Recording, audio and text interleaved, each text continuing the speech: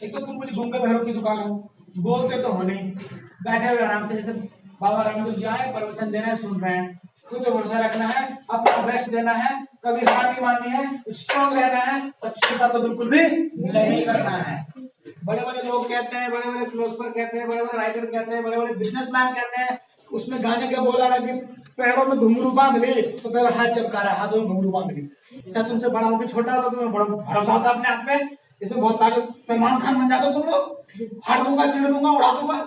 ठीक है, चाहे सामने वाला कोई भी हो, तुम लोग क्रिकेट के खिलाड़ी हो ना, हार मानते हैं लोग, लास्ट ओवर तक लगे रहते हैं, क्या पता नो बॉल पड़ जाए, क्या पता वाइड हो जाए, क्या पता फील्ड मिल जाए, क्या पता मैं छक्के मार दूं।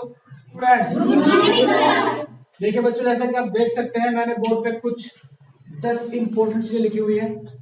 आपको समझने की जरूरत ये है क्या, इसका क्या बेनिफिट है, इसको फॉलो करके आप लोग क्या क्या कर सकते हैं।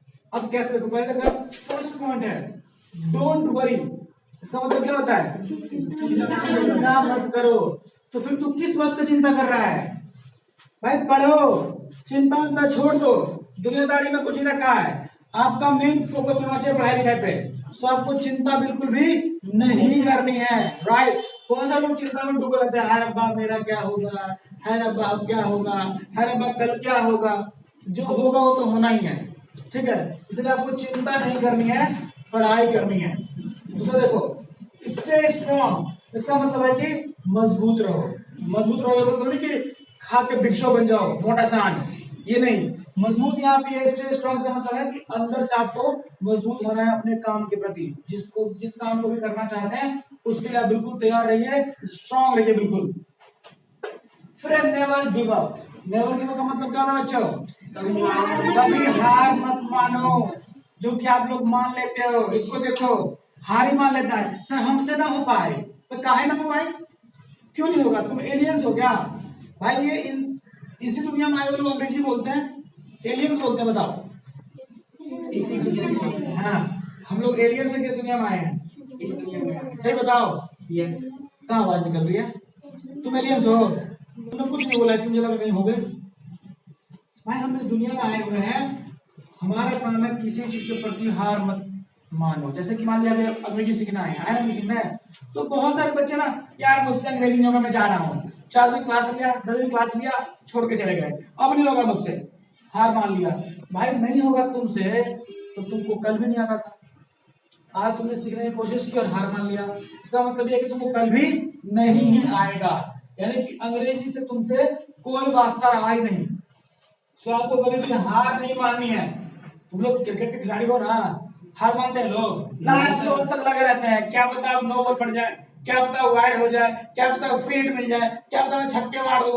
भाई हार नहीं मानते। तो ऐसे ही पढ़ाई लिखाई में भी आपको हार नहीं माननी है, या जिंदगी कोई भी काम कर रहे हो उसमें कभी ये मत बोलिए कि मुझसे नहीं होगा। नेवर गिव अप कभी नहीं होना चाहिए, हमेशा होना चाहिए कि मुझसे होगा, ठीक है। डू योर बेस्ट, यानी कि अपना तुम 100% दो किसी भी चीज में करने के लिए, तो डेफिनेटली उसमें सक्सेस होना ही होना है आपको।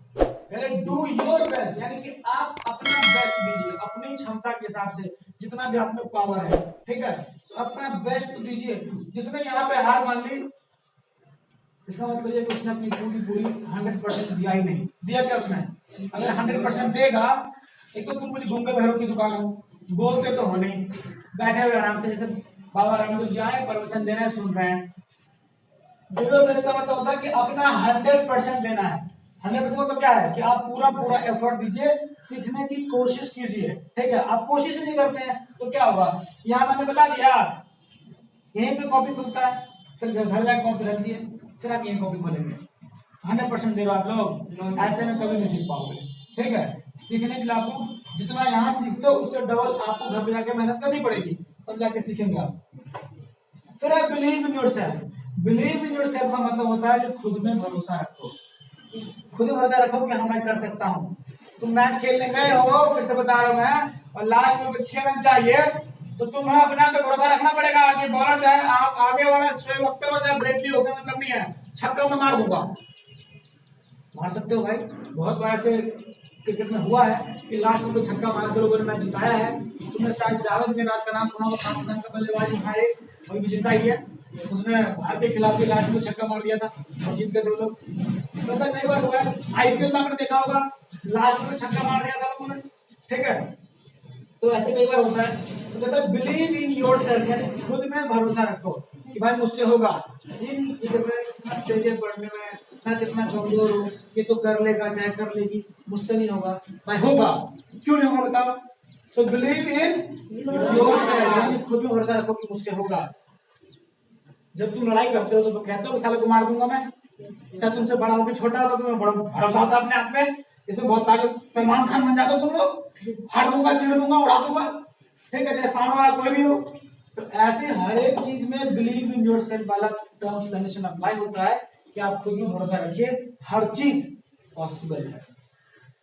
तो डोंट बी अफ्रेड, इसका मतलब है कि भाई डरो मत, किसी भी को काम करने से पहले डरिए मत, घबराइए मत, आप कर सकते हैं, बिल्कुल कर सकते हैं। अगर डर जाओगे, घबरा जाओगे तो बिल्कुल भी नहीं होगा।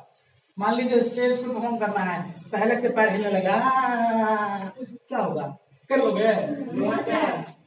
पता चला कि उसमें गाने का बोला रहा कि पैरों में घुंघरू बांध ली, तो पहले हाथ चमका रहा है, हाथों में घुंघरू बांध ली, हो गया डर के मारे, ठीक है। सो डोंट बी अफ्रेड, डरिए मत, घबराइए मत। भाई आपको जब ये तुमको पता है कि आपको खुद पे भरोसा रखना है और खुद पे भरोसा है आपको, तो घबराने की जरूरत क्या है, आप कर सकते हैं। फिर डोंट बी शाय, शर्मा मत। लड़कियां भी बहुत शर्माती रहती हैं, हाँ, शर्माना नहीं है भाई, शर्माने को बिल्कुल दूर रख दो, शर्माने से रियल लाइफ में कोई वास्ता नहीं है।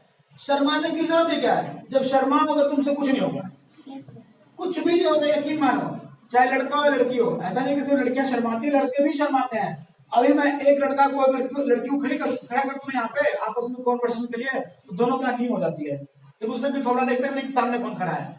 शर्माने की जरूरत है क्या बताओ, आप सीखना है, शर्माइए, घबराइए, डरिए, यही सब होता रहेगा। तो फिर ये कहां गया, ये कहां गया, ये कहां गया, ये कहां गया, ये कहां गया, ये कहां गया, कहीं नहीं गया, सब बेकार हो गया।